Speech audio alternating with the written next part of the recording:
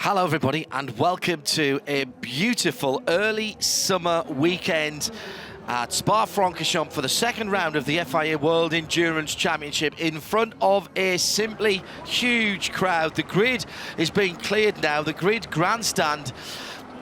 There's maybe 20 or 30 free seats. The run down the old endurance pits to the bottom of Eau Rouge is absolutely chock-a-block. And there are busloads of fans arriving from the UK. There was a full Eurostar shuttle this morning at around about 4 o'clock that was pretty much all endurance racing fans making a day trip to this round of the championship. And on the grid there with Gerard Neveu and Ulrich Boretsky, that was the Bruno Faman from Peugeot Sport, John. Lots of rumours around the potential... Next year? No, not a chance. No, Here, new of course, regs, the TCR with their new car, but they're very interested in coming back to endurance racing, but I think we've got a few years to wait before we see that. It is round 2 here at Spa-Francorchamps, and uncommonly beautiful weather at the moment. I've been here today I've been here on days when races were cancelled because it was too hot to run them. I was at a Formula 1 race and the Porsche race had to be cancelled. Second round here at Spa. We add the 6 hours of Mexico this year to what is now a 9-round championship. Excitement and controversy at Silverstone, not only during the race but post-race, with the winning car across the line being failing post-race scrutineering, and Audi then giving up that victory decided not to appeal. 3 sectors, longest track that we have this year, just under 7.004 kilometres around.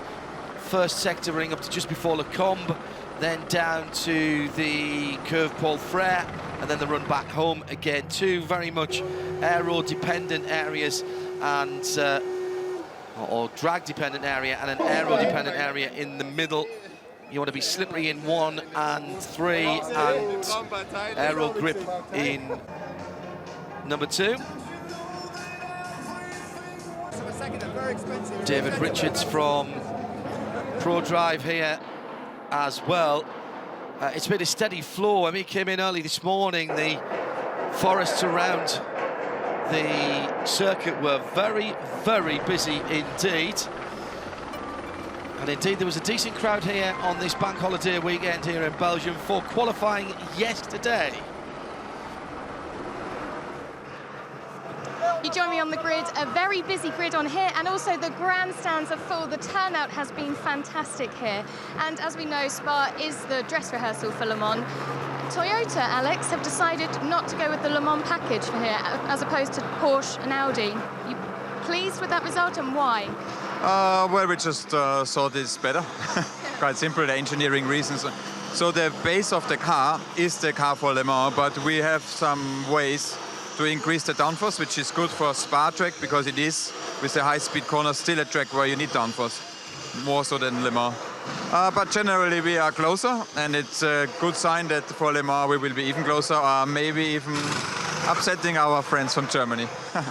How is it for you to stand on this grid today? It's super relaxed, you know, I can chat with you, I can smile, I can eat what I want. I don't have any pressure.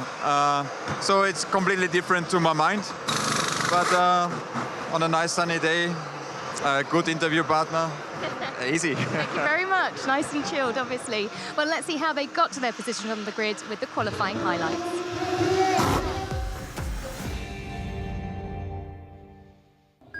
10, 9, 8, 7, 6, 5, 4, 3, 2, 1.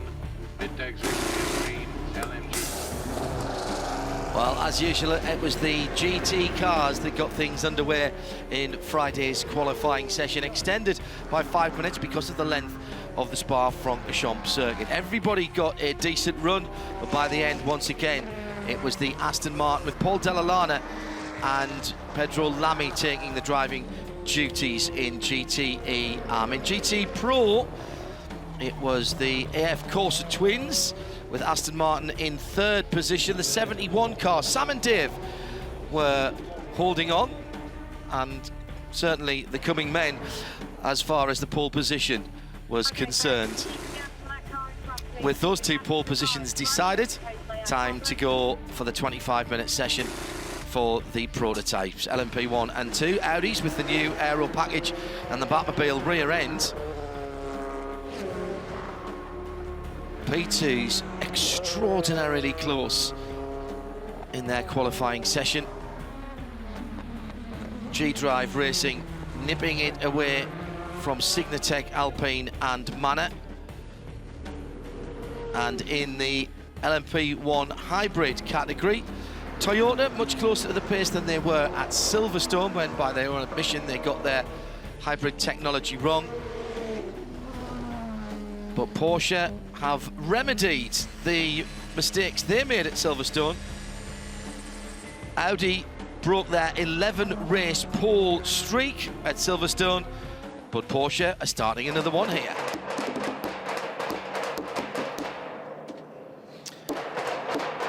What was remarkable to me, Graham, yesterday in that qualifying session was the two Porsches were quite a long way away from the rest of the field, but there was quite a big gap between the two Porsches. It's clear there is a number 1 and a number 2 car now. Not for the first time, John. We had the same, much the same at Silverstone. Now, you have to ask, particularly because what we've got here is a compromised low drag package. What do I mean by that? They're running Porsche with the low drag Le Mans Aero, but tweaked to the max to get as much downforce as they can. You cannot mix and match aero packages this year. They're allowed just 3, so a very different look to the Porsche than we saw at Silverstone. But I just wonder whether or not they're trying a different compromise on both cars and seeing what actually works the better. Whether or not that means that we've got a number 1 and number 2 car in both senses of the word, I don't know. I'd like to think that's not the case. My guess would be they're trying 2 different solutions. Yeah, yes, could be. Proton Abu Dhabi Racing in the Pro-Am. The 88 car sitting down on the grid. Thumbs up there too from the sole Ferrari in the GTM class. This winner last time out, the number 83 car. And Francois Perraudot there, standing to the right-hand side of the car. Gentleman Driver of the Year in the WC last year. And this is the pole-setting car from GTM yesterday. Paul Dell'Olana, Pedro Lamy, Matthias Lauda. The former 2 drivers were the guys on driving duty. And there's Pedro at the front of the car. Standout talent, the Portuguese ex-Lotus Formula 1 driver. Wallooned and balloons. Lots of them. See, you would not get me up there for quids. Big crowd, as John was saying. And it's a big weekend here. It was Ascension Day on Thursday, which is a holiday. It was on Monday, of course, it was National or International Labour Day, Workers' Day, comrade. And yesterday, although being celebrated today in most places, Victory in Europe Day, VE Day, still a big holiday here as well. And indeed, Spa Town Centre is closed off completely today for a parade of military vehicles. As we were coming in the mighty Jeep Cherokee today, we saw some Willys Jeeps from 1941 and 42 coming down through the town. It's nice to see. Oh, hello, Alan McNish. That's the long and the short of it in every stretch of the imagination. Did well to get that. It needed a wide shot, didn't it? Yeah. Alex Wirtz and Alan McNish in the same shot. Not an easy one for a cameraman. But lots of families here too. Oh, amazing turnout. I thought there was a pretty good turnout on Friday, and indeed on Thursday, actually. A lot of people coming for the second practice session, free practice session on Thursday. Spectator banks lined down to La Source hairpin. It's a long time since I've seen this many people outside of the grandstands. Graham, that overhead shot, there's the car park, and there's some of the spectators. That's the grandstand at the start-finish line on the Grand Prix start-finish. There's another set of grandstands on the old endurance pit lane, just around to the right at La Source. Our commentary box just to the right of that picture there. Behind that, in fact, we're behind the two Audis and the 2 Toyotas on the grid by the DB sign. 97, Aston Martin. 3rd quickest in qualifying in GTE Pro.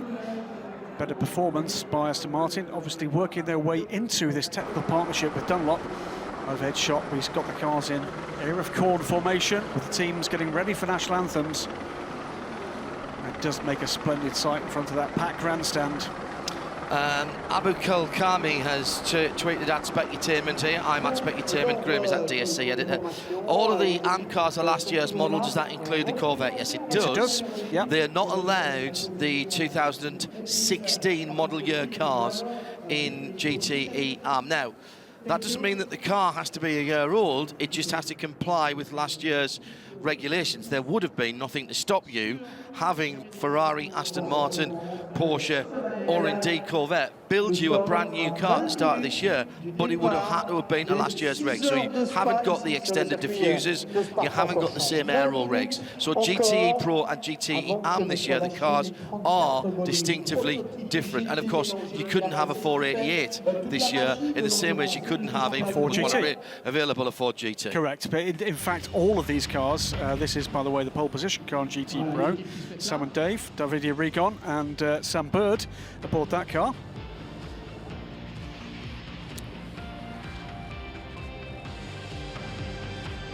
So as you can hear, the WEC theme playing over the PA system as we head to the national anthem of Belgium. Noble Belgique, ô mère chérie, à toi nos cœurs, à toi nos bras, à toi notre sang, patrie, nous le jurons tous, tu vivras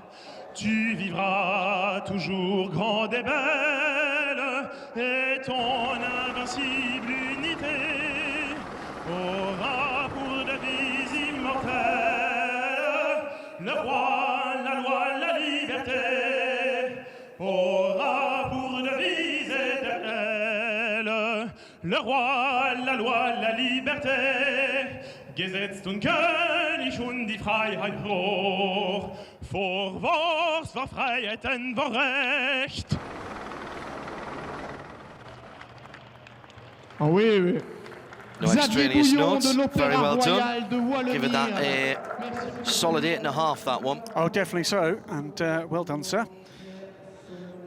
Well respected by the very large crowd. Very few spare seats in that grandstand now, John. As the teams come out with the race tyres for several of the cars. The flying grandstand, end of a crane there in front of the WC branded balloon here. There's a balloon flight out from not far from here last night with something like 20 hot air balloons over the circuit. It was absolutely gorgeous in a clear blue sky.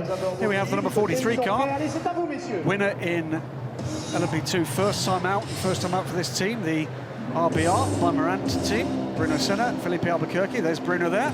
Afternoon, sir. And Roberto Gonzalez, it will be Felipe Albuquerque, the Audi factory driver, to start the car.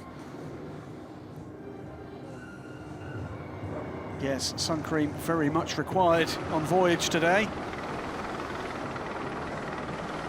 Say temperature at the track, 27 degrees at midday, but track temperature for the start of this race predicted to be something close to 10 degrees north of that.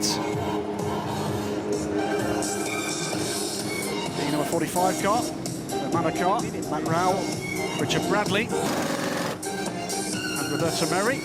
This is the car that will not be at Le Mans. 4 seasons aside from that, though, Richard Bradley, though, will. The confirmation that the defending champion at the Le Mans 24 Hours will be back with a one-off appearance for KCMG at the 24 Hours in June.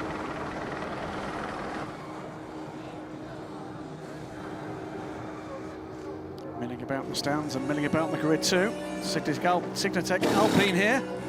And that car will be started this afternoon by Nicolas Lapierre. Good-looking colour on a good-looking car. And it looks even better in this sunshine, in fairness. This is what we have in terms of the leading drivers. Starting from the back of the grid, it'll be Wolf Hensler for KCMG and Paolo Roberti for Labra Competition, 78 and 50.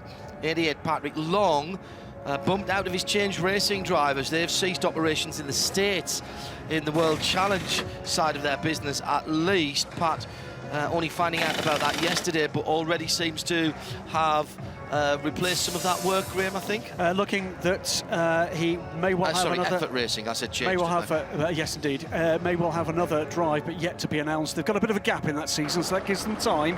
Of course, we'd like to see Pat still there. Are we going to get a visitor from above? It looks that way. That looked like someone was going to exit a perfectly serviceable aircraft there. Strange thing to do. Sharing with Pat Long, as I say, he's trying to replace his Effort Racing campaign. Gulf Racing's Adam Carroll in the 86 Porsche. Pedro Lamy will start Aston Martin Racing number 98 alongside him. Rui Aguas in the AF Corsa 83. On row 14, it's Marco Sorensen for Aston Martin Racing number 95 and 77. Dempsey Proton Racing's Richard Leeds. Row 13, Ford Chip Ganassi Racing Ollie Platt, the 66 car, and Marino Franchitti starts the team car, the 67. Jimmy Brady will start the 51.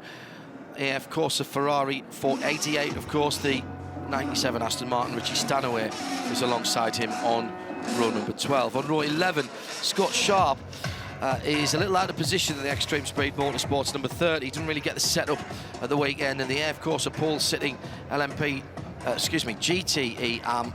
Pro car Sam Bird, the 71 car. 10th row, Nelson Panciatici for Baxi DC Racing Alpine, the 35 car. Then Stracker Racing's 42 will be started by Danny Watts. 9th row, Pippo Durrani, nearly said Luis Felipe Durrani as it has written in front of me, but it's Pippo to us and the rest of the world. Extreme Speed Motorsport 31 against SMP Racing's Nick Manassian, again still working through some new car wars there, or at least niggles when we spoke to him on Friday evening. Felipe Albuquerque, the RGR Sport by Moran, winners at Silverstone, of course, 43 car.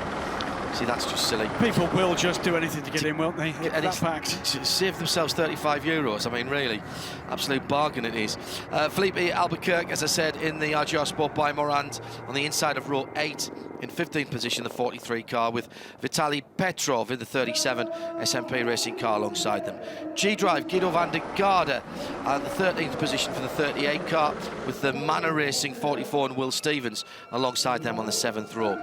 Nico Lapierre for Signatech Alpine, the 36 car, has Manor's Roberto Meri in the 45 car on the 6th row of the grid. And then the Bicolors Racing team will have James Rossiter starting in 9th position. Paul in LMP2, Rene Rast will start the G-Drive Racing number 26. We're at the P1s now with Alex Imperatori starting Rebellion number 13. On the inside of row 4, his Rebellion Racing number 12 teammate Nick Heidfeld starts alongside him.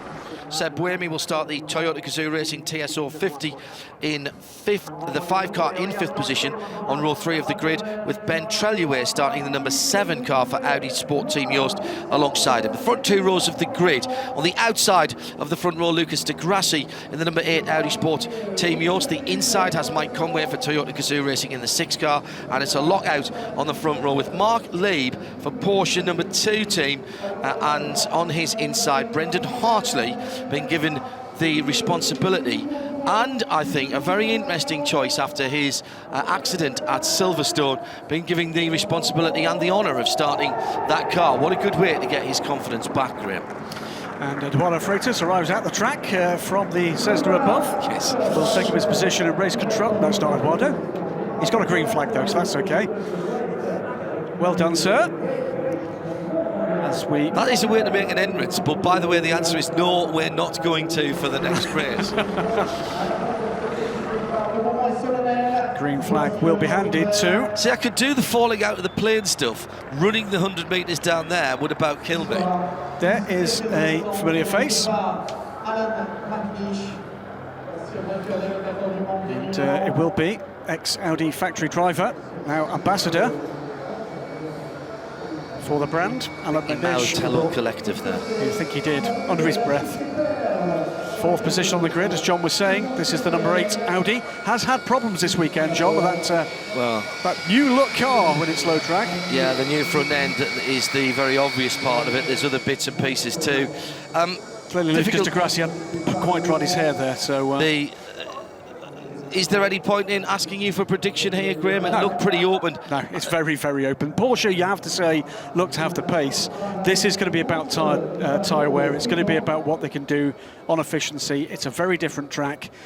Tyres are going to be absolutely key. The weather is going to be absolutely key. We think there's a possibility of a shower towards the end of the race. Well, I'm here, and it hasn't rained so far. When the guys are going to be on the rubber at its most worn, it will be 7 stints plus a splash for all of the 6 factory cars. It's a longer splash of fuel required for the Audi. We are less likely to be relying for a full course yellow to actually help that out because of the length of the circuit, because we expect, unless we have a very serious incident, that wildlife racers will use the slow zone procedure. But you have to say, Porsche come here as favourites, I think it's fair to say, but Audi and Toyota look closer. If there's anybody looking nervous of those 3 in terms of their level of preparedness, it's Audi. Yes, I'd agree with that. The Advantage has also already offered sponsorship for us to parachute in to the next race. I still think that would be difficult. It'd have to be an awful lot of money, but I'm not going to say how much, just in case it gets raised. Crowdfunded. Absolutely. And how much more to do without a parachute? Come on. So Porsche, Toyota, Audi, Toyota, Audi at the front of the field. For a moment, the sunshine we've had uninterrupted during daylight hours for the last 3 days at Spa has been dulled slightly by the passing of a cloud or 2. And there is the command to start your engines. Alan McNish has the green flag.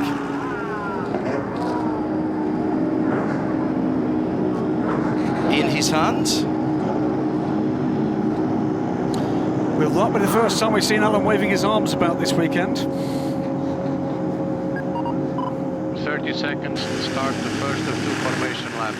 Clear the grid immediately. Please clear the grid immediately. And that is the front 3 rows of the grid. The drivers that you are looking at on pole and on the right-hand side of the grid as they go down to La Source will be Brendan Hartley. Mark Lieb aboard the number 2. Porsche alongside him on the grid. Mike Conway on the inside of row 2. Then Lucas de Grassi will start the number 8 Audi. Sebastian Buemi, Toyota Gazoo Racing on the inside of row 3. We are starting the first of 2. And then in row 3 for Audi Sport Team Yost in the number 7 car, Benoit Twellier, as Alan McNish flags the car, because to get the cars underway behind the safety car for the 2 formation laps.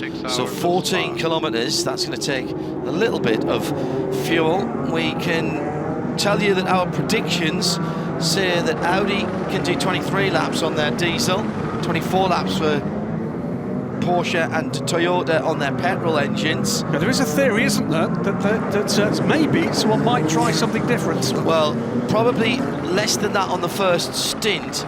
It's going to be 7 stints plus a bit. And the question is, where do you put the bit? Or do you, in fact, spread that out between the other stints? It is possible to do 21 laps and then equal stint lengths of 22 laps through to the end of the race, which is unlikely to have a safety car, unlikely even to have a full course yellow. Lots of slow zone practice here in the free practice sessions leading up to this race this weekend. Now the only issue with that is, and this is quite important, is tyres. This is a strange track on tyres, can be quite hard, particularly on left sides. And indeed we saw Audi swapping left to right yesterday in qualifying, and by doing that they only used 1 brand new set of Michelins, of which of course they only have a certain amount for the weekend. Their 2 major competitors used 2 sets each, and Toyota are the only LMP1 hybrid competitors using the Michelin Super Soft this weekend. So if you split up your race into 7 equal stints, you're going to have to work used tyres harder than doing just a short splash. Lucas, it's been a difficult weekend for Audi so far. What can we expect for this race? It's going to be a tough race for us. We're going to do our best. Car number 8 has been very unlucky. We tried to get our luck turned around and get a good result. The one additional point here is there was a theory that Porsche may have used 1.5 sets in qualifying. We'll wait and see with that. You can't do that. You can use part sets. Not in qualifying, you've got to use a full set. You can't mix sets, it's not in the rules. Mike, these hot conditions, everyone's talking about tyres. Is it going to be beneficial for the Toyota? No, I think it's going to be a race of tyre wear, I think, obviously, but with these temperatures being quite hot, yeah, it's going to come into things. So, yeah, I think we've got a good strategy here, though, so we'll see how it goes. And I will elucidate. You can, of course, change 2 or 1 tyres in the race. I am led to believe that in qualifying you have to use full sets because they have to be marked in terms of which set you start the race on.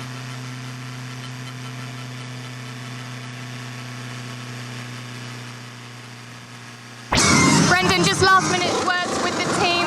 Thoughts on how this is going to pan out of these hot 6 hours?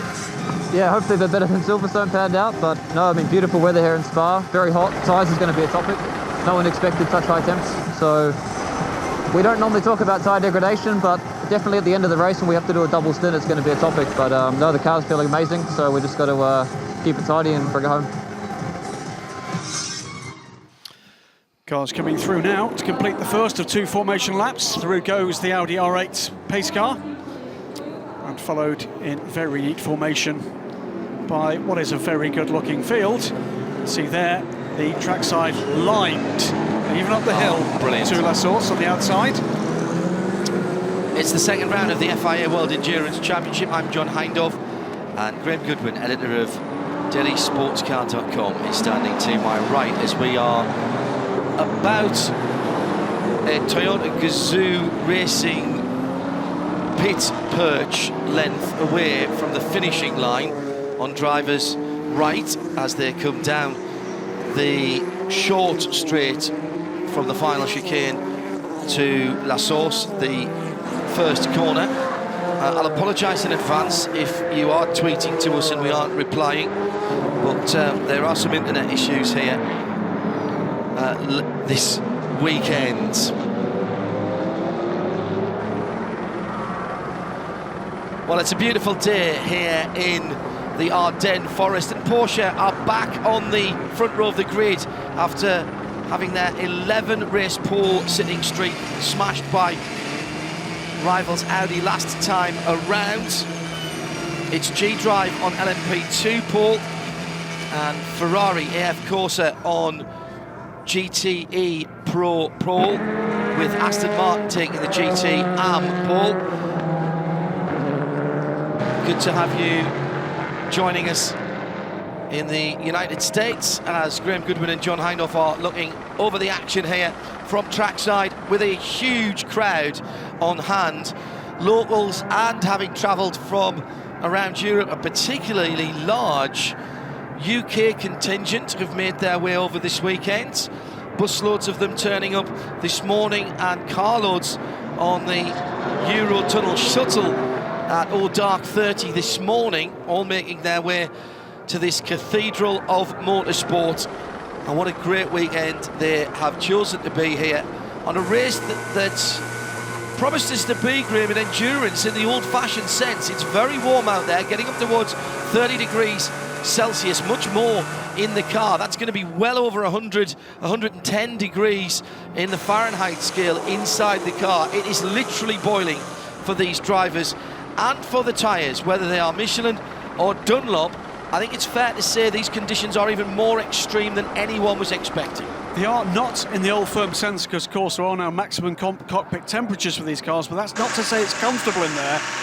It is very warm indeed in these cockpits. It's a punishing environment in every sense of the word, mentally, particularly for the guys at the front of this grid, with all the systems to monitor physically, mentally, psychologically, strategically. It's all the alleys actually covered out there as the teams come round now. All cars into grid position. Into grid position. All cars into grid positions, please. Close up the gaps. All cars into grid positions. Watch the entry to this corner in racing conditions. This is Blanchimont.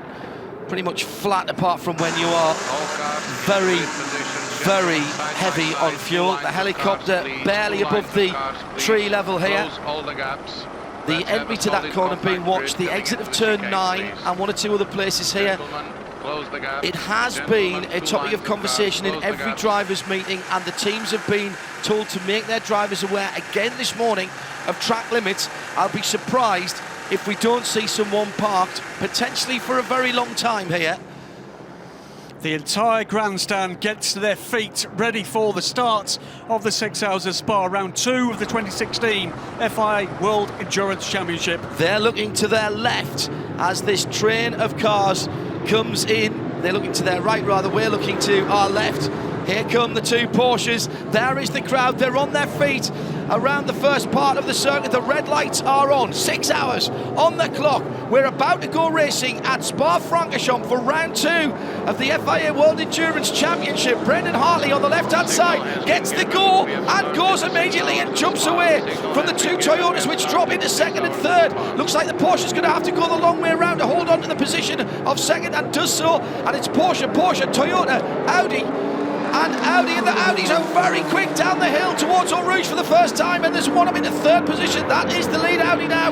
Behind them there was a spin in the midfield. One of the Hasn't affected the leaders. One of the red and white Manor LMP2 cars went around. Couldn't see whether it was Roberto Meri or Will Stevens. They were close together in the pack.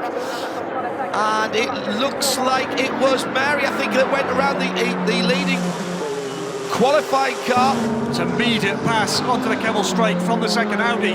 Porsche, Audi, Toyota as they sort themselves out. It was indeed Roberto Meri that went around, has dropped back to 25th position. The car has made it through sector 1, has lost a lot of ground. Jimmy Bruni, meanwhile, has leapfrogged several of the LMP2 cars in that melee and takes the lead in GT Pro.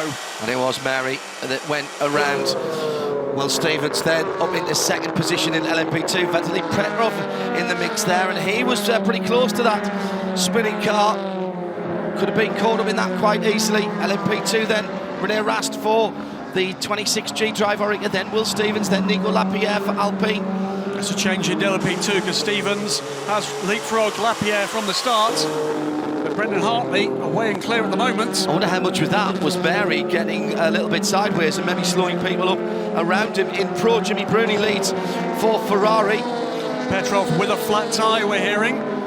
That's why he's dropped to the back of the pack, so he will be pitting. Change in Pro then. Sam Bird jumped off the line by Jimmy Bruni, 51 from 71. Then Richie Stanaway for Aston Martin in Ambrui. Agbash has got ahead of one of the Fords as Marino Franchitti is behind him. So the Ferrari number 83 at the moment is into what would be a 6th position in GTE Pro in a year-old car. Bit of a problem there. Outbreak himself, the number 7 Audi. Can he get the ponies down? That was Trelliway. Trelliway side by side with the number 6 Toyota. Wow, that Audi is very quick off the corners. They're using to deploy their energy in it. Choosing to deploy their energy in a different way. One of the things that came up when we've been talking to the teams, Graham, this week, is it's very difficult now just to look at lap times and indeed even trap speeds and say who has the best car, because the teams are choosing to use their energy, how they're harvested and how they deploy it, potentially in very different ways. Absolutely right. In GT, meanwhile, Marino Franchitti retakes the 83 Ferrari, GTM leading car. Franchitti getting away up through Eau Rouge, across around Radion and down onto the Kemmel straight. Just Ricard Leitz now out of position in that class. Roberto Meri makes it by Bruni and rejoins the LMP2 train. We haven't seen Vitaly Petrov make back to pit road yet. No, he has not made it back to pit road. He's still in the final sector of the track. I haven't even seen him exit Blanchimont, which we can just see. There he is there. As those words come out of my mouth and I look hard, he's been passed by the RS6 medical car. Oh, the ignominy. And I can't actually see that it's Petrov, but it must be, because he's the car so far back. I can see the glint of sunshine as one of the two. There's contact there between the 35 Alpine and the 31. So that would have been Durrani and Paziatici. Oh dear, we're not going to see the bad Nelson today, are we? That was a little bit of a racing incident, I think. Position had gone to the Alpine through Les Combes. Durrani tried to hang on in there, it didn't work. Petrov, meanwhile, has made it back to pit lane. Just ahead of the race leaders. Hartley, 1.8 seconds to the good now. We're getting a group of 3 cars ahead of this group of 3 cars. It's Porsche, Audi, number 8 Audi, ahead of Audi, Toyota. This group now making their way down towards Eau Rouge for the 3rd time. Up through Raidillon, down the straight, and gaps beginning to open up now between the top 3 as well. There is the 4th, 5th, 6th place battle behind. The Porsches are getting away here, John. Yeah, because of the scrap behind them. I think the differing aero configurations of the Audis and the Toyotas not helping them in their chase of the Porsches. GTE Pro Jimmy Bruni, as we mentioned, got ahead. Now there is the recovering Pipo Durrani, as seen from Jimmy Bruni's car. In fact, Pipo's just gone by. Panciatici still to come by, so right behind the Ferrari. Watch from Jimmy's point of view as they are. Now this is another battle on the racetrack. This is the 45. The recovering Roberto Meri, and he's getting involved in a scrap with Danny Watts and Scott Sharp. Yeah, at the bottom end of the top, at the bottom end of the LMP2 field. Have class positions again on this screen. So that's about 8th position, I think. So the 6 is Mike Conway, and he is holding on to the back of Ben Trellieu at the moment. It's Brendan Hartley in the number 1 Porsche that leads from his teammate Mark Lee. 2.2 seconds between them, and another 2.5 seconds back to Lucas Di Grassi, who's the best of the rest for Audi number 8. Ben Trellieu is another 2.5 seconds back from his teammate, and he's got this little queue behind him, which is Mike Conway and Seb Wamey in the Toyotas. So all very quick indeed. 1:58.431, the best lap of the race so far. That came from Brendan Hartley on lap 3. A lot of questions. Blake Robbins and Jakob Fredriksson asking about aero packages and who's on what. You're allowed 3 this year because of Mexico being 25% less dense air than the rest of the season because of the altitude. You're allowed an extra package for that. We hear that 1 or 2 of the teams might put that package, which would be an ultra high downforce package, might put that package to use at our next 6-hour European race at the Nürburgring. But essentially Audi are on full Le Mans package here. Tweaked for downforce, but it has to be 1 of 3. It can't be a bit of one, a bit of another. So Audi and Porsche both on a Le Mans spec package, but tweaked for higher downforce. So if you will, a high downforce Le Mans package, Indeed. so maybe a rain setting or something like that. Toyota on the identical package that they had last time out at Silverstone. The difference for them is they're running super soft tyres here. What we don't know is where that package will sit in the 3 of quote normal, in the middle, low drag, low downforce for Le Mans, and high downforce for Mexico. I suspect that Toyota are running a middle package at the moment. Nose to tail here for the 2 factory-blessed Ferrari 488 GTEs. May have a distinct look of the older car at first glance, but a very different beast, the 488 GTE. V8 powered still, but twin-turbo engine now, so that's high-pitched stream of the old 458. Still features on the grid, and the 83 AM car, but it's the 488 car is now the pro weapon of choice. Jimmy Bruni, the Jimmy car with James Gallardo ahead of the Sam and Dave. It's Sam Bird aboard the car now. It will be Davide Rigon later. 51 from 71. 71, of course, won last time out. They are battling away for 21st position overall, but that is the lead battle for GT Pro. Meantime, in GTM, it's been a bit of a mix-up as well. Akwash got away very quickly indeed from the start. Pedro Lamy fell back to 2nd place. Then Pat Long, Wolf Hensler, 2 factory Porsche drivers, 3rd and 4th in the 88 and 78 cars. Paolo Roberti in the Corvette, Adam Carroll in the rejuvenated Golf Porsche, which of course was dive bombed, I'm afraid, by Brendan Hartley last time out. watch the telemetry that we get on board some of these cars, you will see the top speed climb very quickly on the LMP ones, and then apparently hit a brick wall at somewhere over 300 kilometres an hour, about 308, 310. That's basically when they run out of hybrid power, and the engine can't propel them any faster through the air. In fact, we have seen them at some places, depending on what configuration they are running and depending on how they use their hybrid energy, we've seen cars slow down in the middle of straights when you'd expect them to still be. Deceleration. We saw that dramatically 2 years ago, didn't we? At Fuji, with Andre Lotterer infamously forgetting which car he was in, running at a boost about 400 metres short of the line and being passed by the entire LMP1 field. It's that pronounced. But, this battle still very much underway. The Audi with a little bit of advantage over the two Toyotas, and looks to me at the moment as if the 5 is looking for a way by. Seb Buemi would like to get by Mike Conway here. I think he's going to have to earn it though.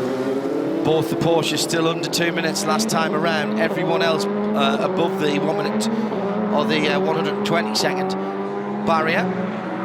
So Hartley and Lee pulling away from each other and from the rest of the field. The gap's now 3 seconds between the two Porsches and 4 seconds between Lieb and De Grassi, who's pulling away from Treluet. He's now 3.3 seconds ahead, and the two Toyotas half a second behind them. Waiting to hear from Seb Buemi. And here comes the change. 5 goes ahead of 6. Seb Buemi goes by his teammate. Buemi up into 5th position, so nice and neat now. 5th position for number 5, 6th position for number 6. Looking, John, as we keep an eye on this battle for 4th, 5th and 6th, at the relative pace of the GT cars, both of them put the Ferraris into the 218s, no one else under 220.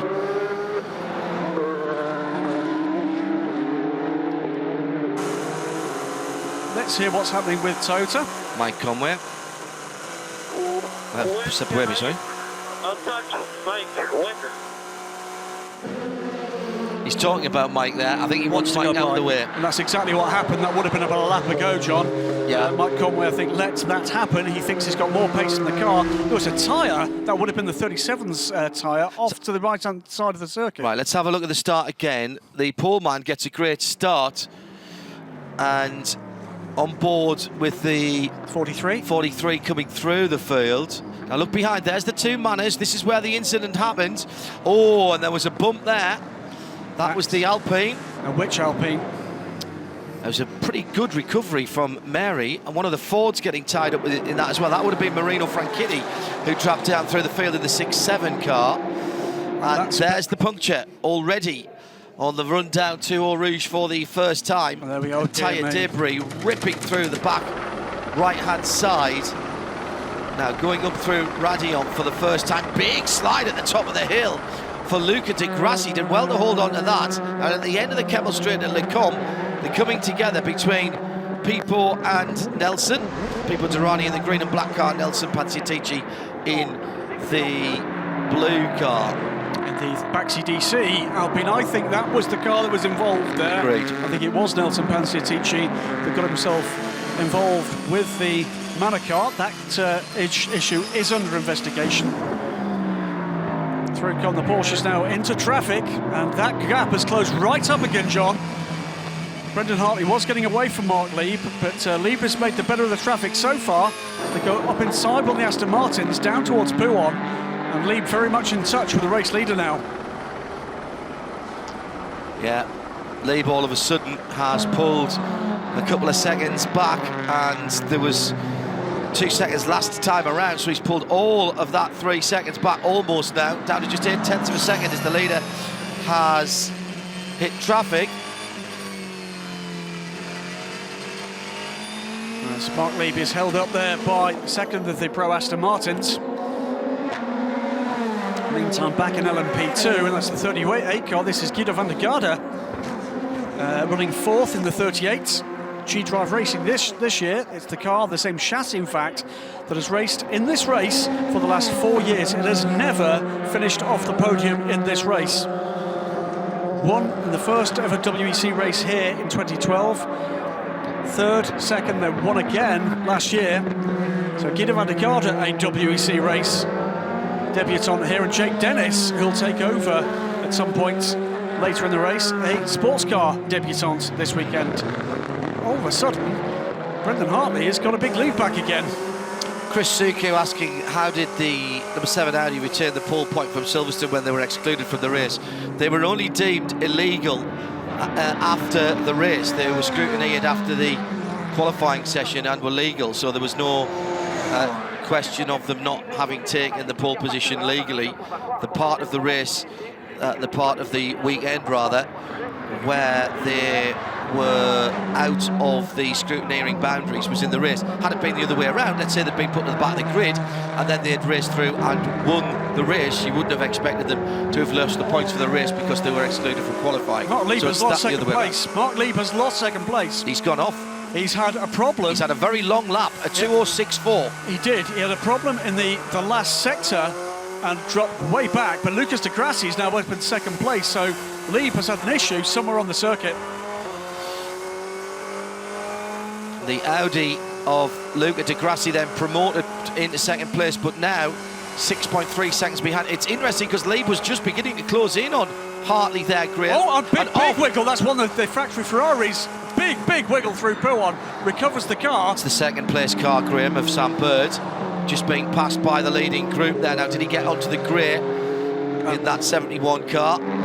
He was massive wiggle that threw the car off driver's right. Now there is the new second place car of Lucas de Grassi. He's losing time to the leader by 2 seconds a lap, almost, last time around. And a further... it was half a second last time around. It was 6.6 seconds at the end of the lap last time around. It's now up over 8 seconds. Apologies, second and a half last time around, but losing further time here. Now 59.6 last time around is more. Hartley did a 2:02.9 last time around. De Grassi did a 2:03.5. And this time it's a 59.6 against a 2:01.7. That's more like it. And all of a sudden, Seb Buemi looking very racy indeed in his continued pursuit of Petrolio. He looks at the inside as they run down towards Eau Rouge. The outside. Leaves dropped down to 5th. Leaves all the way down to 5th. Round the outside, up through Radion, all the way up track. to Can't have that, can't have it. We'll have to drop back in, and he knows it, and does so. That was, though, a very brave move. And there's Lieb behind both Toyotas. So what has happened to Mark Lieb? Now that, John, it clearly isn't a puncture because he'd have pitted, so he's clearly carrying a problem. 17 minutes gone. Porsche from both the Audis, both Toyotas. Mark Lieb in the number 2 car.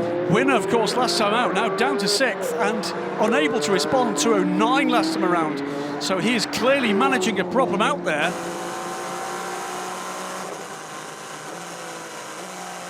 And it's not going to be very long, you know, if he can't continue at better pace than that before the Rebellions are with him.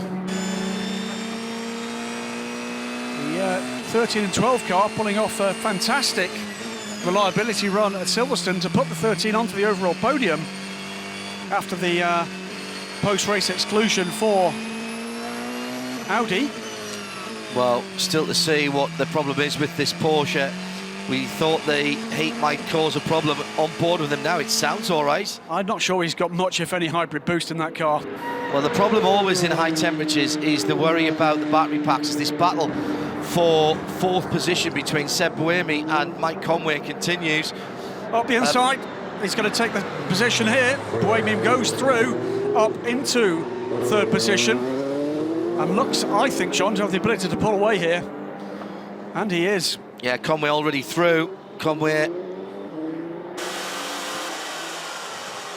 gearing on Trellier. Let's just recap this. It's 1 from 8, from 5 from 7. Hartley from de Grassi, from Buemi, from Trellier, from Conway, the number 6 in 5th position. So Sebastian Buemi all of a sudden has found a lease of life. But the temperatures are going up. The lap times are going up as well. Hartley at 2 minutes flat last time. Takes far less time out of Lucas de Grassi in 2nd place. 1 from 8, now 8.8 seconds. The problem is for Mark Lieb, who did a 2:06 and then a 2:08.1. And that car is undoubtedly hampered in some way, shape or form. We've seen it here before with Porsche.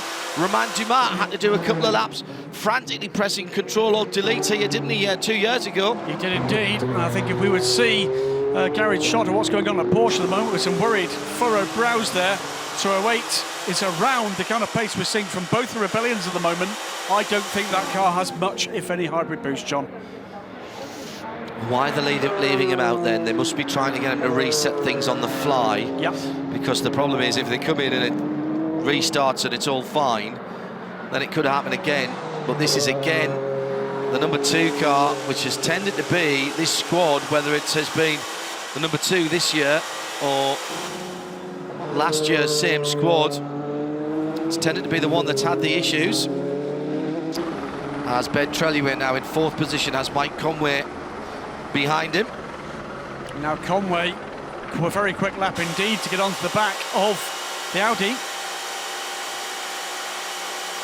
On board now with the Englishman. Mike Conway moved to Toyota as a full season driver after a standout season a couple of years ago in LMP2. Has exactly the same career track, of course, that we saw from Brendan Hartley, who comes to this year, of course, as the reigning world champion. Under 2 minutes, though, for Seb Buemi, who is now beginning to make solid impacts into Lucas de Grassi's gap in 2nd position. So Toyota, all of a sudden, beginning to find the sweet spot in that package on those super soft tyres.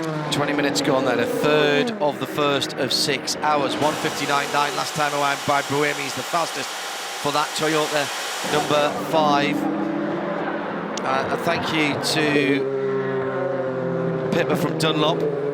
You are allowed to take only 2 tyres in qualifying this year. And you can mix sets as well in terms of hardness. We just have to manage this to the end, unfortunately, mate. Do what we can, get the points. Didn't quite hear that. He's not happy. Listen for any boost at all.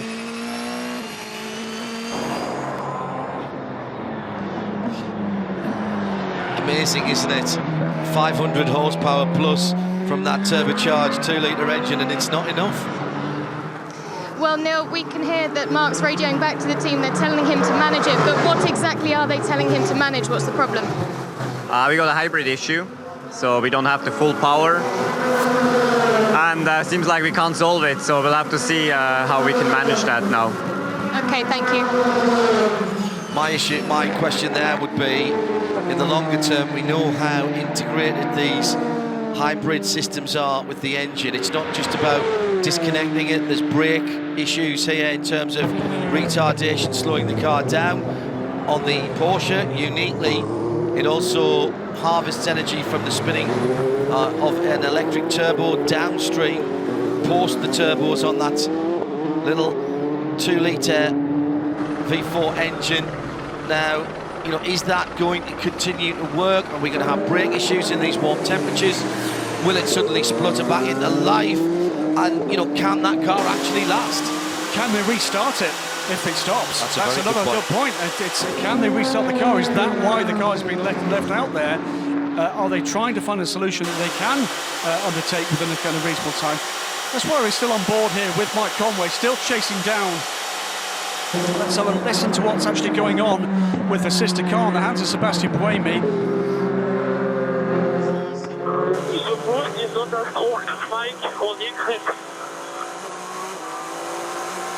Sebastian Buemi looking comfortable and beginning, well, not beginning, he's hacking away at the gap to Lucas de Grassi. That's down now to under 4 seconds. De Grassi's now 11 seconds back from a charging Brendan Hartley. So what was good news last time out rather, for the number 2 car, it's turning into good news this time for the number 1 car, with the bad news going the way of the winner last time out. Traffic now for the 5th place battle, or 4th place battle, Ben Trelliway, Mike Conway, and Conway's gone through. And that is the championship leader, of course. That number 2 car is what you're seeing, the winner last time out. It is indeed. Early stages in the season, I know, but this is what we wondered this year about what kind of ebb and flow there'd be in the championship, with no one team or one car looking set to dominate in a year where Toyota and Audi have made such huge changes to their packages, and Porsche are on the ragged edge of everything, trying to stay ahead and refine the package that they had last year. Absolutely. These Toyotas, all of a sudden, John, are looking very strong indeed in this phase of the race. It's a reasonably easy pass there for Conway, but round the outside, taking the correct line but running off the circuit, we'll have to let that go. It was the number 7 car, just a little too ambitious. Conway continues in 4th position, so Harley, De Grassi, Buemi, Conway, Treluet and a struggling Mark Lieb. 24 seconds back now, the first of the Rebellions, before we get into that subplot once again. Here we see again, up the inside, easily there for Mike Conway. Seemed to rather surprise the Audi man. Bit of a there you go, lost a little bit of grip in the middle of the corner, and then fought back as the cars came down towards the bus stop, but outbraked himself. This one's fascinating, isn't it? 7 car briefly retook the position, but had to give it up because he ran off track. So the 2 quickest cars on the circuit at the moment are the leader, Brendan Hartley, and the 3rd place car, Sebastian Buemi. The gap under 3 seconds now between Lucas De Grassi, 2nd position in the 8 Audi, 3rd position, number 5 Toyota TS050 in the hands of 2014 world champion Sebastian Buemi. Well, this is not working out at the moment for the other Porsche, the way that they planned this. Brendan Hartley reasonably effortless at the moment through traffic. It's great for the championship, though. It's fantastic for the championship. And that's why they were saying to Mark Lieb, keep it up, we need the points. Now, let's not forget, Graham, in terms of team points, it's LMP1, not P1H. So if they get passed by the Rebellions and the CLM. There's no team, I don't think there's a team championship this year. There's a manufacturers championship. Yeah. The irony is, because of the topsy-turvy race we had at Silverstone, if Rebellion were registered for manufacturers championship points, they would come here equal on points with Toyota. Yeah, Toyota lead the championship. This is the 37 car being buttoned back down after that issue we saw with the puncture damaging the bodywork. They've lost a lot of time and a lot of laps, 11 or 12 laps down on the remainder of the P2 field, about to be released. Hello to Marcus Miller on the FIA app at Portland, Oregon, where it must be very early hours of the morning. Here's that incident again, Graham, at the start of the race. It's already happened by then. Bit of knock-on effect. Should say, by the way, Roberto Merri was caught up in that incident. I think it was an innocent party. Has made his way back up to 5th position in class. He is right on the tail of Guido van der Garde in the number 38 G-Drive, named Jota Gibson. There's some cracking battles going on at the moment in LMP2, and here's one of them. This is Danny Watts in the 42 Stracker Gibson. Behind him, Pipo Derani fending off Nelson Panciatici, and that's been a battle almost from the start. This is a big dive down the inside by the Audi, and that's why he ran wide there. Second run wide. That was a different incident. That was Lecombe, and that would have been, I think that's just happened, and that was him getting caught up in the battle between Roberto Merri, trying to close down Guido van der Garde for 13th position, but well, quite lucky not to be collected there. Ran wide at Lecombe, has lost further ground, therefore, to Mike Conway.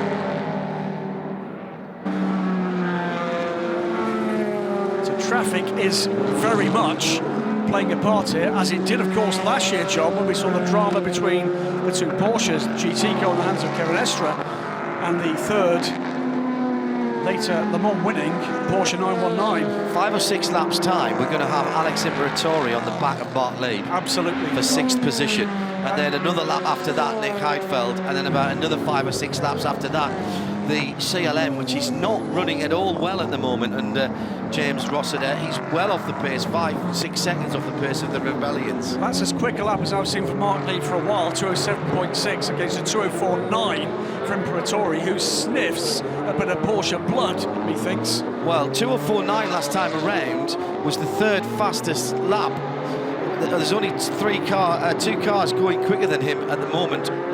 Now the black and white flag has come out for the 35. This was Nelson Panciatici. This was for the contact with Pipo Derani. Black and white flag means basically we've seen you doing something we don't like. Watch what you're doing, we won't tell you again. And those two cars are side by side going down. They're scrapping away again. The position. Now somebody's going to have to give this up here, Graham. Who's it going to be? Neither of them want to give any racing room to the other. Pipo Derani thinks that discretion is the better part of valour. Got straight into the slipstream there, but it had to lift as he was going up to the left-hander at Radion. He did indeed, and Pipo had made a mistake. The position changed 4 times in 3 corners. Yeah, that was in the chicane at the end of the lap. That's why those two were so close together, and Derani will be annoyed with himself. What a start of the season Pipo Derani has had. Won both the Rolex 24 Daytona and the Mobil 1 12 Hours of Sebring, and still has a chance to win Le Mans, of course, and make it the top 3 endurance races in a single year, although that would be in 2 different chassis with 2 slightly different engines as well, Graham. It would indeed. So HPD power in America, over to Nissan power for the full WEC season. And ESM now with Oak Racing's crew in the technical assistance role as Brendan Hartley completes another lap. His lap is 15, isn't it? It is 15. Lucas Di Grassi, 33 flat, fastest first sector of the race, and does a 2 minutes 0.9, but still isn't as quick as Brendan Hartley. And just a couple of people, including some of our listeners, just pointing out that the fact that the Porsche, without any real hybrid power, is still lapping at roughly the same speed as the privateer LMP1 cars just shows that the current regulations aren't working. It sort of does. It's you have to balance that against the fact that, of course, that means that the Porsche is carrying a lot of kit that's not working properly. It's basically carrying a lot of irrelevant kit at the moment for its quest to keep pace, but it is being closed down. It's under 17 seconds now in Imperatori from the back of Mark Lee, who will be, I'm sure, increasingly frustrated. He's 53 seconds now off the lead, but the battle for 3rd position, because Sebastian Buemi went quicker than both the cars ahead.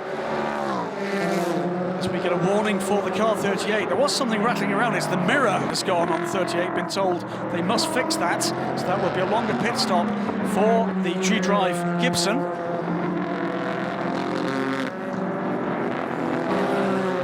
It's astonishing about that 38 car as you watch the lovely 4GT. At Living in the Air said side rear view mirror is hanging off the G-Drive Gibson. Are they required to have both? Yes, they are, but it won't be brought in for that. That'll have to be done at its next scheduled pit stop, and indeed we've just had that on the bottom of our timing screen. So well done and well spotted to at Living in the Air, at Specutainment, and at DSC editor Graham Goodwin and me, John Hindorf. Just over the half hour of the 6 gone, and Brendan Hartley leads by 10.5 seconds from Lucas Di Grassi in 2nd, Porsche from Audi. The 2 Toyotas moving through the field with Ben Treluer dropping down to 5th for the number 7 Audi. But the big news, our championship leader after Silverstone, the number 2 Porsche team with Mark Lieb, early on looked to be getting towards the back of his teammate's car, the number 1 car. And as soon as he got within their force field range, they fired off an electromagnetic pulse to stop his hybrid system working, or something. He is struggling without any hybrid power now, and they're already saying that it's unlikely they're having a fix, and he's going to have to manage that to the end of the race, which I think is very interesting indeed. Clearly they'll have a look at it when he comes in, but I think that Porsche have already seen that the number 2 team are in for a long afternoon.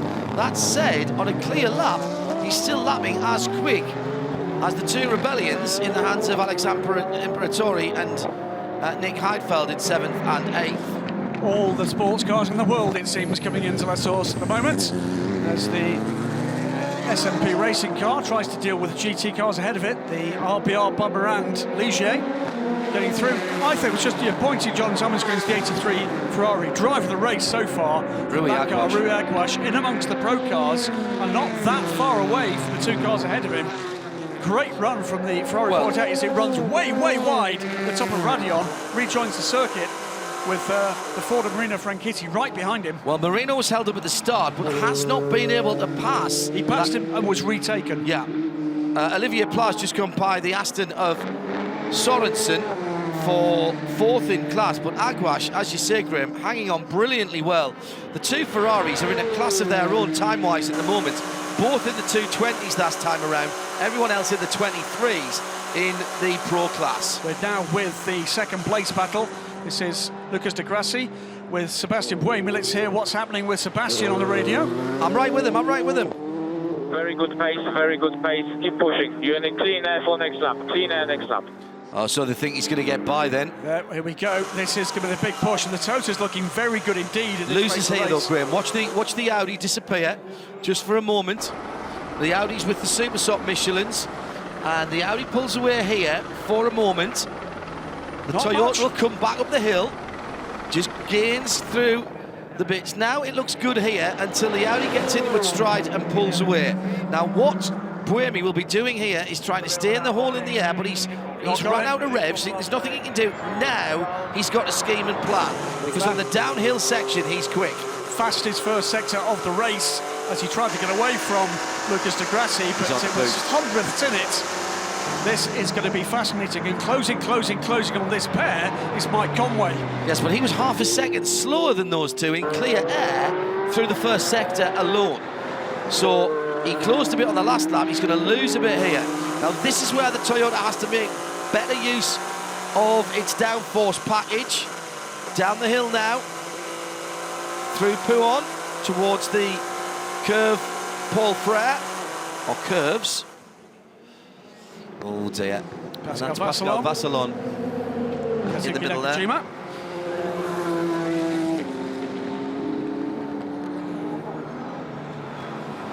It is, at the moment, in the World Championship, of course, it's the two car that leads. The car that is struggling in the hands of Mark Lieb with that hybrid problem, almost to 2:11 last time around, and that gap to the first of the Rebellions now under 11 seconds. Again, we're going to hear what's going on with the Toyota team with number 5. They are full power, they put Tokyo and everything. He wants just a few more ponies, doesn't he? Yes. Closer this time through the bus stop, down across the line to finish lap 18. What has Buemi got to offer this time? Fascinating stuff. We've been used to seeing this with Audi and Porsche recently. Toyota back in the mix, and what a great thing that is to be able to say. Quicker again at the end of the last lap from Mike Conway. He's got under the 2:01s, 2 minutes, .373. The gap to this pair is under around 5.5 seconds now. Closer as they come up through Rally on this time. Is it close enough? It's not, as we can see very clearly there.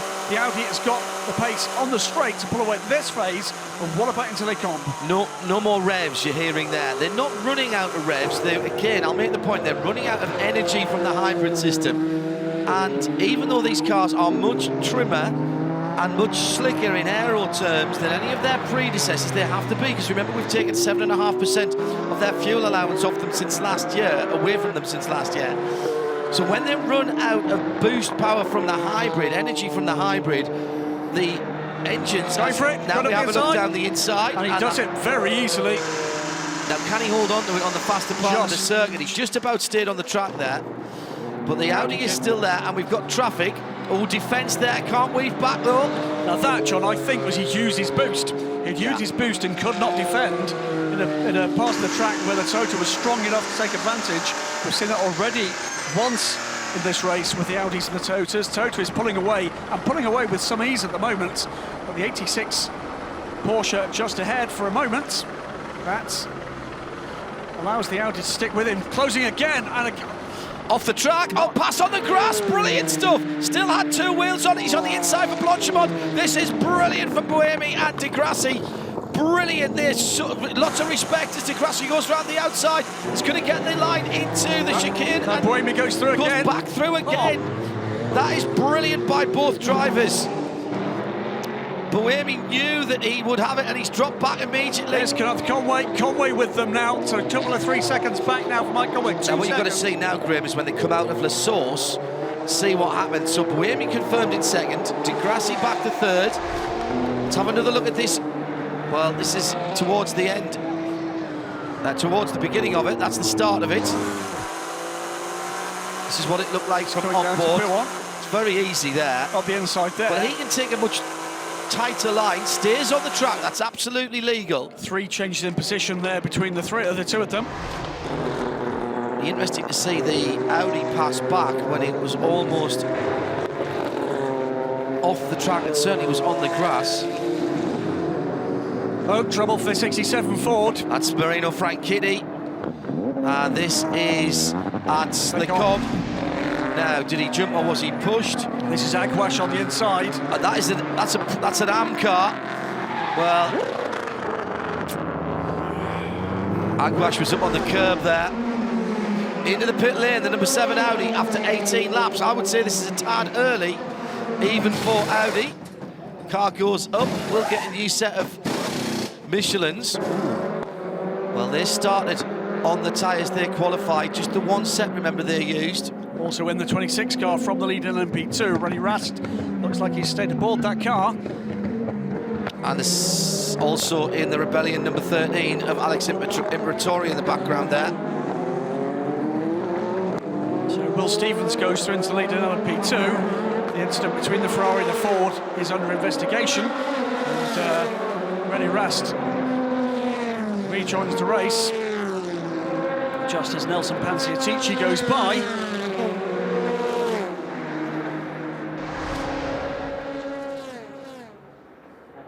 Oh, there we go. That was he was way off driver's left. But actually it has to be said, the right-hand wheels inside the white line. Still on the white line. Here it is again. You can see there, he's just about there. There was a moment when there was a pair of Michelins on the grass, and this is the run round the outside again by Buemi. Not so much a motor race at that point, a ball like a barroom brawl. 3 or 4 wow moments in just a couple of corners.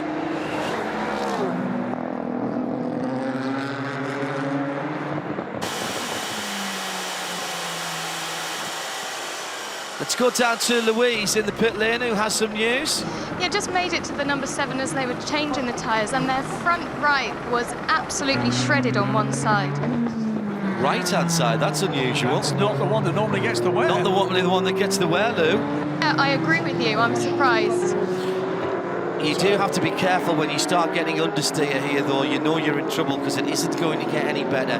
Understeer is when the car doesn't want to go, the front of the car doesn't want to go where you turn it, so you're turning the wheel a certain amount.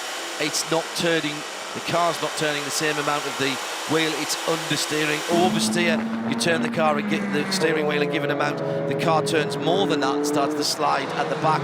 That's oversteer. Will Stevens pits from the lead in P2, followed down the pit lane by Guido van der Garde with that repair required to the mirror on the left-hand side of the G-Drive Gibson. Roberto Meri in the second Manor car also pits, and Nicolas Lapierre now leads the LMP2 class, 10th overall. And this growing battle now is 3rd position. Lucas Di Grassi now holding off Mike Conway. Sebastian Buemi is able to pull away. Now is the man in pursuit of Brendan Hartley. He's just gone through to complete 21 laps. Getting closer. Oh, and trouble again! And that's the Toyota. That's the SMP. It's the recovering SMP. The car that was in trouble at the beginning of the race. Oh dear. And immediately to the pit.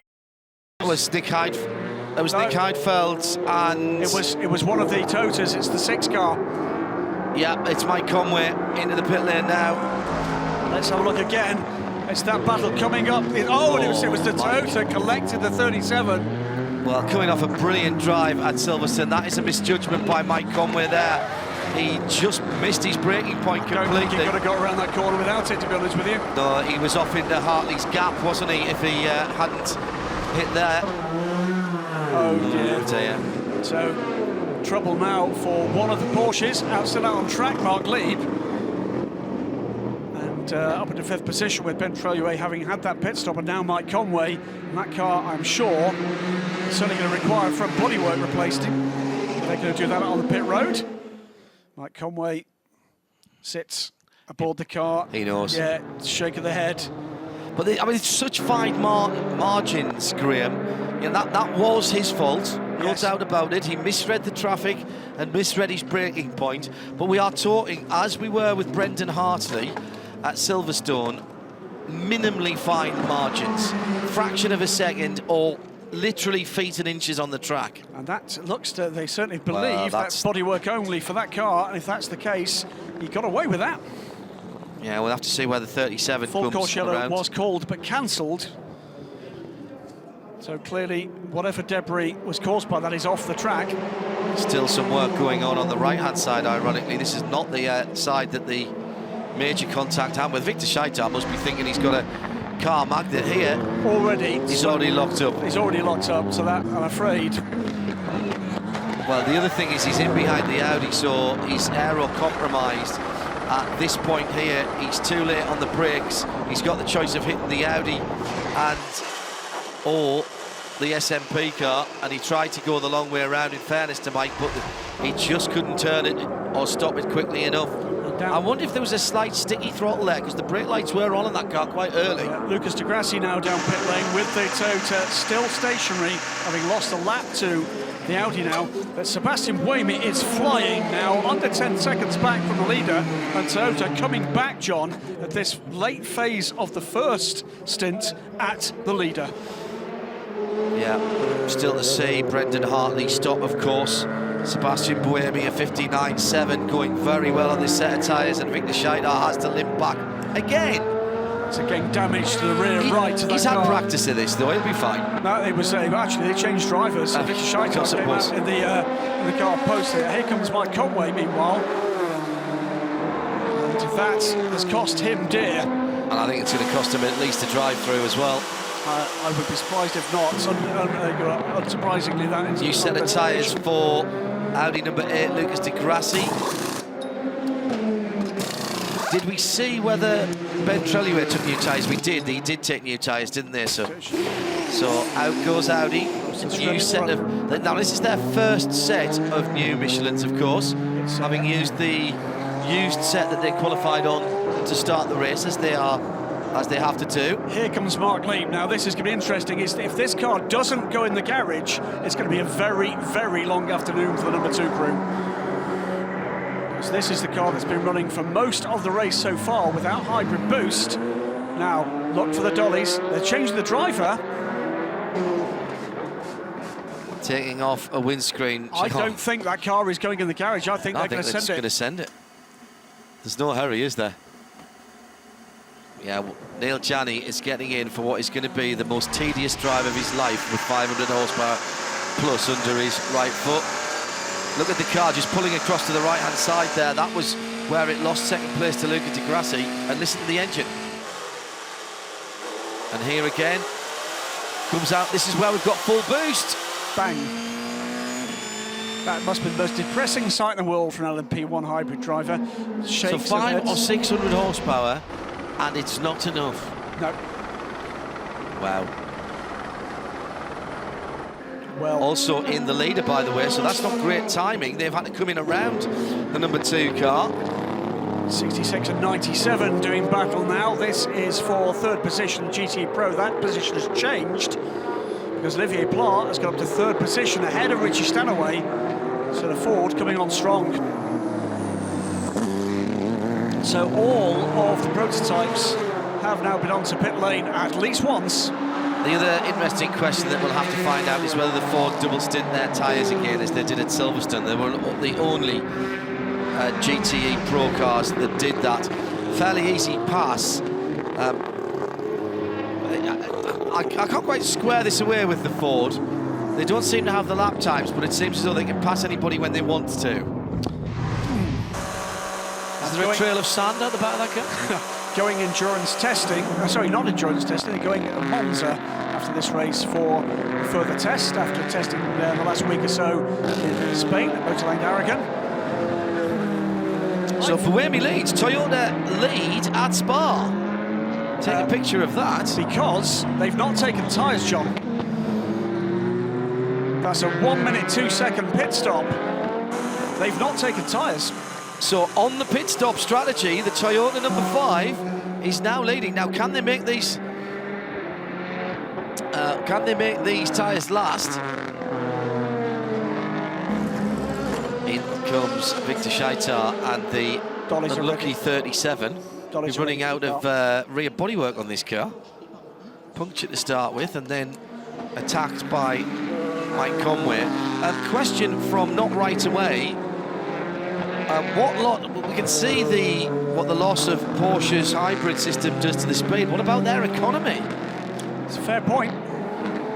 I think they just go as fast as they can and hang the economy. But remember, they've still got their fuel feed, fuel flow limits, so it's not a matter of being able to turn it up to 130. That's Jeff not Doughty asking the same question: will the Porsche be using more fuel if it doesn't have any hybrid power? It can't use any more fuel than it uses because of the restrictions. I should say the Porsche, now in the hands of Giuliani, of course. That was a long pit stop, has fallen now behind both of the Rebellions. Yeah, it was 2 minutes 36 seconds. In fact, Alexander Imperatori, courtesy of the problem for Mike Conway, now it's a 5th position.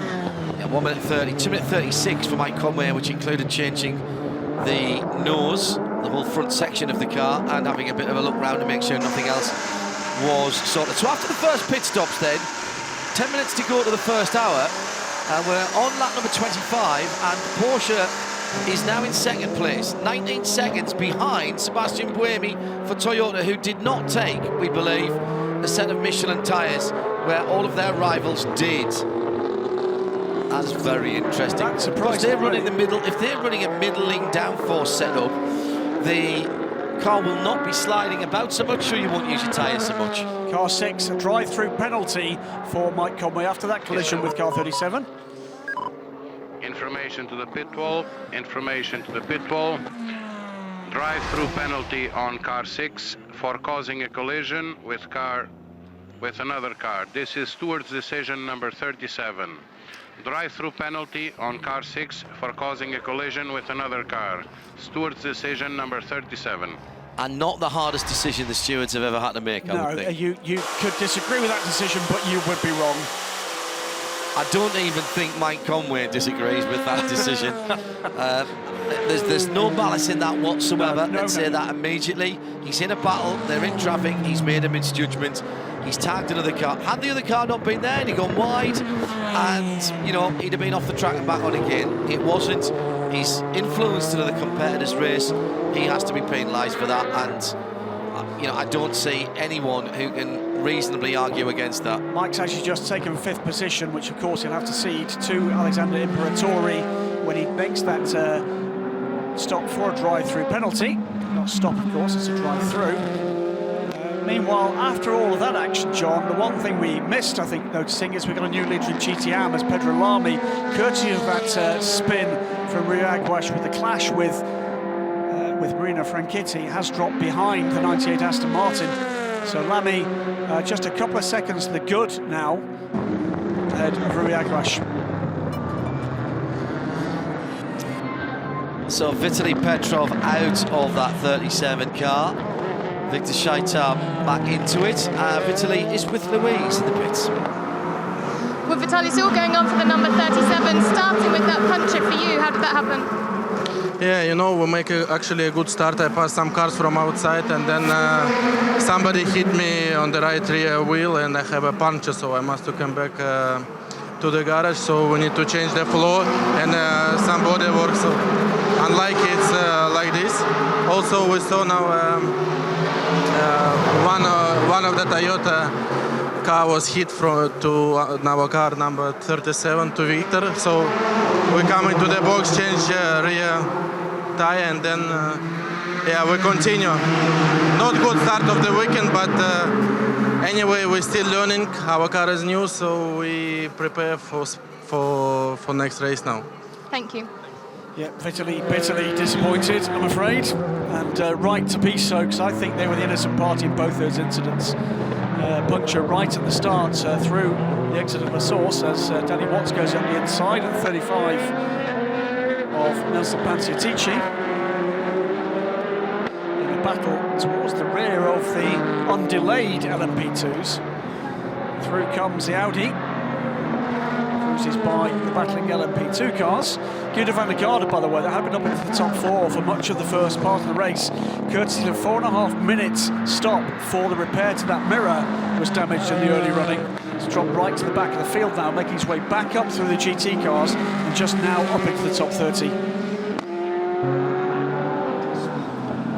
Small blog V8 says surely the Porsche has to use more fuel per lap in the sense that a lap distance takes much longer to cover without the ERS. They can lift and coast. They can lift and coast. No, because they are basically doing exactly the same as they would do with the ERS. There isn't any more fuel to use. They use the maximum that's allowed. What they don't have is the boost and the extra speed. So what it's costing him in terms of time, Neil Yardi at the moment, is about 3 or 4 seconds a lap. There isn't any more fuel to use.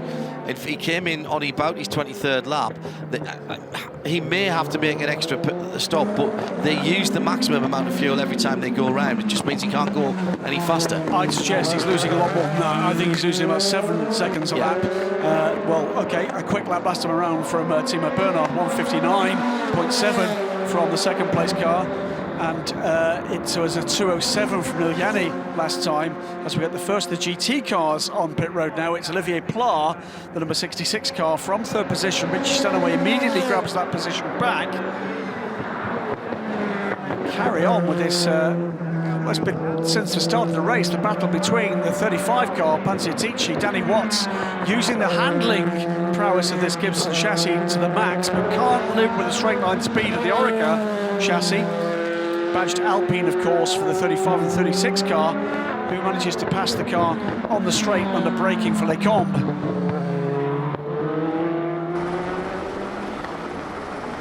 Andy Prior getting into the number 67 car. So both Fords on pit road now. Marco Sorensen pits the 95. Pedro Lamy and Rui Aguas moving up the order. Of course, they will always a pit stop pretty soon too.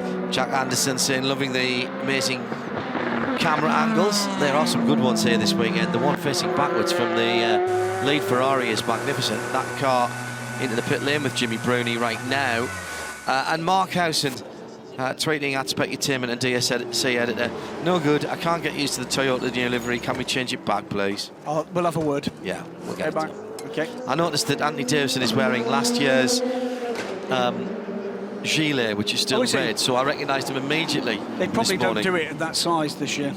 But meantime, both of the pro Ferraris in for their first stop. Sam Bird giving up the car to Davide Rigon. Jimmy Bruni out to put James Collado in the car. Not yet seen the 6th car in for its drive-through penalty. So a bit of a battle here between the two cars. The 71 car came in about 3 seconds back from the team car, as 51 gets away first and had led to this point. It's going to be a slightly longer stop here for the 71, but not much in it. Away they go. Another great display here from the F Corsa Ferraris, the 488 GTE